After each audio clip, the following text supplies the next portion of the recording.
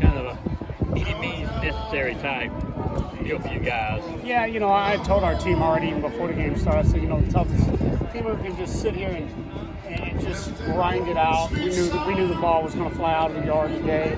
That was no secret. They got a couple there. I thought Layton was actually throwing the ball fine. They got to him. And, I just kept telling our guys, hey, we get to hit with the wind blowing out too. And, I tell you what, it is a little bit of a drain on your pitching staff mentally, just, when the ball's flying out of the yard a little bit like it was. And you start to nibble a little bit. I thought our guys at the end of the day ended up, attacking the zone a little more when they needed to. Just how imperative those to win these home series. It's something you really got to do. You can't really get too many of those away. Yeah, no, I mean, anytime you win a series in general in this league, you got to be happy about it. I mean, it's extremely, extremely hard. There's a reason it's the best league in the country. I mean, Kentucky, you got to tip your hat. I think they've got a really good baseball team. They can do some things. But I tell you what, you're not going to want to keep playing them at home in their ballpark. Where it's big and you don't, the wind's not blowing out, you don't want to play them there. So they're going to be tough. We'll take this one. Like I say, you take any series win you can get in this league. When you shook hands with Nick there at the end, you guys looked like two worn-out guys after that 3-game series. Yeah, you feel like you've been in a 15-round heavyweight fight where you've both been knocked down and got to 8 counts about 5 times each. And then you find your way. It felt like Rocky,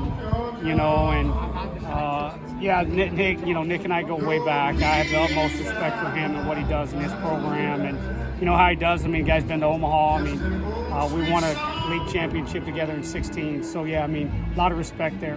You talked about the ball flying up, but also a few bases loaded walks. How do you guys get the guys to stay within their approach at the plate? Yeah, that's something that I called them in. I think it was in the 5th inning. The 4th, I don't remember the actual inning I called them in, but I just said, look, man, when the bases get loaded, you got to understand that, there's some people who are a little nervous about the ball going over the fence for a grand slam.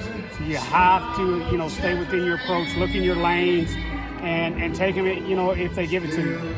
Despite the final score of that visit in the 7th inning with the bases loaded, and then Zeldin bounced back and struck out 2. Huge moment in the game. Yeah, I saw a little mechanical tweak Zeldin needed that he had gotten away from. I went back out there and talked to him just for a second, made sure he was still good, and tip your hat to him, Brian.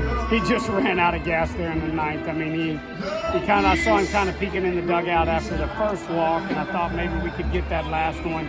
And so tip your hat to him. I thought Brian Curley threw the ball well when, came in. I mean, it was volatile right there. Winds howling. You just got to have somebody with some confidence in being able to settle it down, and I thought he did a really good job. Henry would have a 4-homer series. No, but, Henry led our team in the fall in home runs, so we know it's in there. We know he's got big power. When he slows the game down, he's really, really good. Let's ask this just real quick. You don't have any midweek games this week before we have to go down to Florida for the first road trip. How are you going to use that time as far as your pitchers go and try to get things kind of lined back up? Yeah, I've already set up. We'll break down. Each guy will have an hour with me, just me and that pitcher, over the Tuesday and Wednesday time frame. We're going to get back to some basics on some things. Some guys, you can see it. We still got a lot of things to clean up. We give way too many runs away, on just some plays we shouldn't have today without getting into that. But we'll be ready. We'll be ready for the games.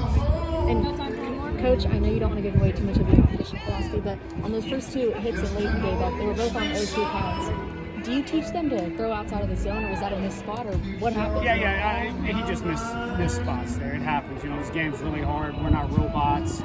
You wish it was a video game, but it's not. They're still human. And he just missed a little bit. And on a day, one of them I didn't think should have gone out of the yard. And, whatever, it just happens. And then sometimes you got to make a change and give a different look. Thanks, Wes.